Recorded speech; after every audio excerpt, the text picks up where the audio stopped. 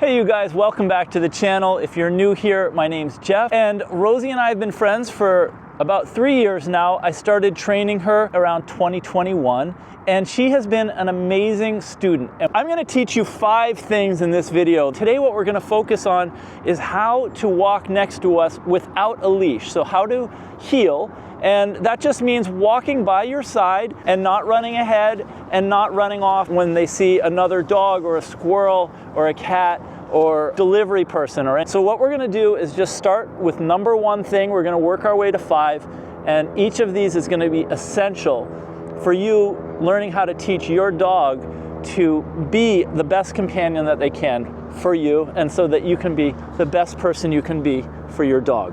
But the first thing is to be really consistent.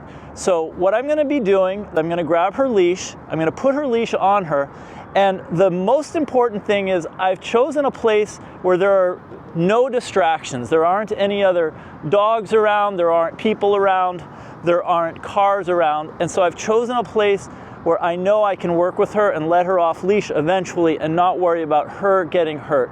And then the other thing we're gonna do is just work on it with a leash until she gets good at it, and then I'm gonna show you how to take the leash away.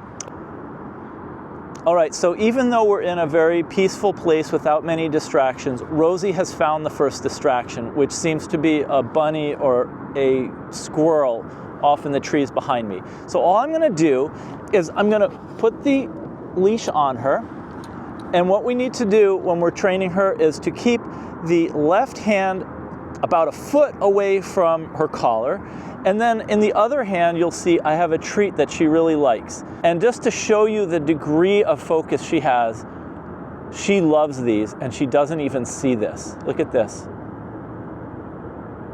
But once she gets a whiff of it, she's going to be totally mine. Okay, I'm going to walk. I will be holding the leash in my left hand, and I will be holding the treat in my right hand. I get her right next to my side, sit. Okay, so this way I have Rosie right by my side, and we're in a very controlled environment where she's not running around, she's not looking at anybody but this treat in my hand. And then what I'm gonna do is I'm gonna hold this near her mouth, and I'm going to say the word heel once, and then we're gonna start walking. Ready? Heel. And then I just walk, and I let her chew on this and even take a few bites of it as we're walking. And now I'm just gonna turn heel. I just repeat the word. Good. She just got a bite. And now I just repeat the word, heel. And so what she's getting used to is when I say heel, she's getting used to the idea that she's just with me. Heel, good girl. Good girl.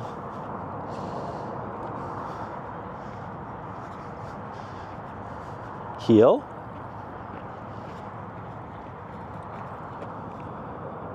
So the purpose of this whole part 1 was just to get her used to being next to me and walking by my side, and she gets treated. I'm like a human Pez dispenser for her, and she gets what she wants, which is the treats.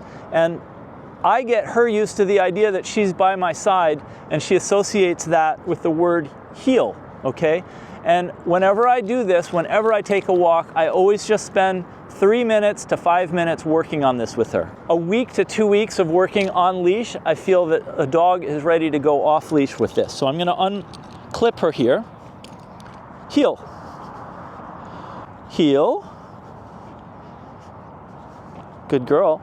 Now you can see she's getting to eat her jerky, and she knows that this word, it's getting in her head. Heel. Heel. We're gonna run around and play a little bit because I think it's really important to make all training sessions have a big play element, because it shouldn't be just work for them. They wanna have fun too, just like we do, just like kids do when they're learning. So you need to break it up and have a little bit of fun, right? Come on, Rosie. Rosie loves playing with sticks, and she loves playing tug of war. So even though we're here for her to learn some important stuff, I always try to break it up and do something that she really loves to do. Oh no, you want me to chase you? Oh. Please, can I just... If they know that when they come out here with you and you're teaching them stuff, that your dog also gets to play, then they're gonna learn faster. It's just gonna become a kind of a game for them and a sport where they're learning to get better at the sport, and at the same time they're having fun. I believe that they learn a lot faster when they're motivated.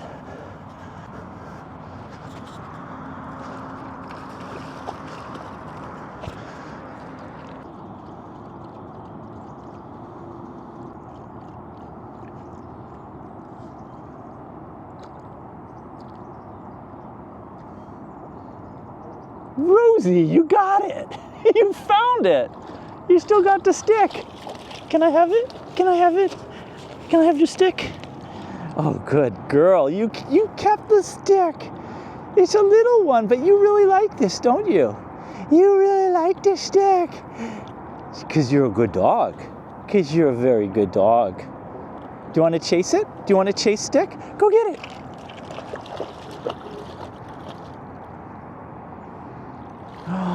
Oh. Okay, you ready? Come on, Rosie. Let's show them how it's done.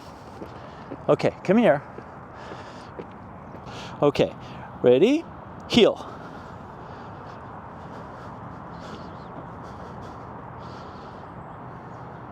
Heel. Oh. Ready? Heel. So now Rosie's walking next to me, as you can see, and I don't have any treats, and she's still doing it. And now when I stop, she should stop as well. And this is just because when I had the treat, she got used to this. So she's basically just pacing me.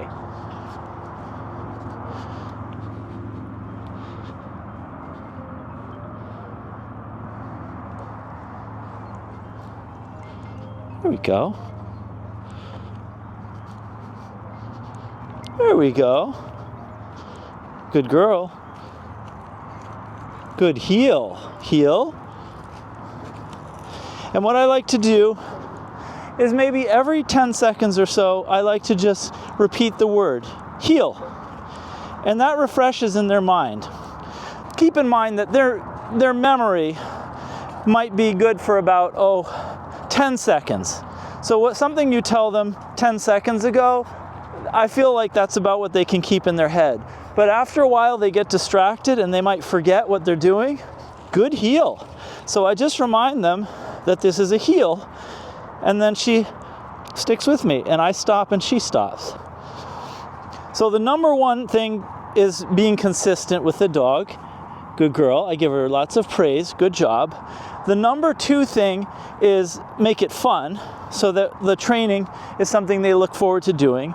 The third thing I'd say is you really want to have high value treats. Rosie, heel. Come on. We're doing heel. Come on back. You see? Good job. Good girl. Good heel. Having high value treats are really important, because if it's like, let's just say something that she's used to, it's a treat you give her a lot, it won't be for her anything very special, and she will tend to lose track. She'll lose the attention on you because she's not that excited. But if it's a treat that she really likes and you have it nearby, then you're gonna have her undivided attention, or his, whoever you're training. Heel. And sometimes what I'll do, like now, is I'll just pull out a treat and use it to reinforce the heel. Good job. Oh, that's good. And just having that treat nearby will encourage her to kind of stick with you. And now, one of the great things about this whole situation is that you don't always have to have treats. Now you might say, oh, well, you just have her healing because you have a lot of cool stuff for her to eat. But the nice thing is, once you're consistent and once she learns, you don't have to have the treat. In fact, they do just great without it. And I find that just giving them a random reward, maybe every other day, or sometimes 3 days will pass and we'll do walks and I won't have any treats with me. But on that third day, she'll get a treat for healing, and she's just very excited about it. So then the other thing is, I try to keep the training to about 5 minutes when they're puppies, when they're really young, and no more than about 10 minutes, even when they're a little bit older, because if it gets to be much more than that, I feel like it just kind of wears them down a little and they get distracted and it becomes less fun. Just when you're with them, kind of think as though you were teaching a child something, or when you're with your dog, just remember that they're super vulnerable and that they will get distracted at the worst possible time when a car's driving down the street. Crazy things will happen at the worst possible times. Keep your eyes out and bring them to a place where when you take them off leash, it's safe and they can't go run in front of a car or get hurt or anything like that. Then the other thing that I want you guys to keep in mind is that there will be a tendency to get impatient or get upset at the dog when they don't do what you want them to do, or when they're not listening, or when you've tried to teach them and they just don't seem to be picking it up. But don't get angry at the dog because they just didn't figure it out yet. They just need a little more time until they understand. But think, what could I have done differently? So for example, right now Rosie's off leash, we're here. There are some other dogs, people walking dogs and stuff, and she's not on leash. So she could run off right now, and if she ran off and ran after some other dog and they started to bark at each other, you know, just do dog things, I wouldn't get angry at her for running off. I see this a lot. People will get angry at the dog. But you should think, well, what could I have done differently so that the dog didn't get into that situation? If they get into trouble or something bad happens, they don't understand you getting angry at them. They just feel, they hear your voice and they can sense your emotion, but a lot of times they don't know what they did bad. So just try to be consistently thinking about what will help them, and then you will help both of you guys to get the best possible success together. So thanks so much for spending a little time with us. Oh, look at those geese behind us. Do you see those, Rosie? Oh, that's exciting. Thank you so much for spending some time with us, and we look forward to seeing you in the next video.